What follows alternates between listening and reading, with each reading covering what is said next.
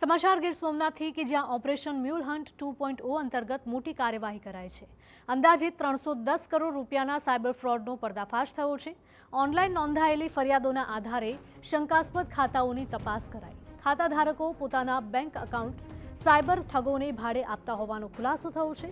Bank of ઇન્ડિયાના એક ખાતા વિરુદ્ધ નોંધાઈ હતી 193 ફરિયાદ। એક જ ખાતા દ્વારા 282 કરોડ રૂપિયાની ઠગાઈ કરવાનો ઘટસ્ફોટ થયો। આરોપીઓએ વિવિધ રાજ્યોના લોકોને નિશાન બનાવ્યા હતા। સાયબર ક્રાઇમની ટીમે 5 આરોપીની ધરપકડ કરી વધુ કાર્યવાહી હાથ ધરી।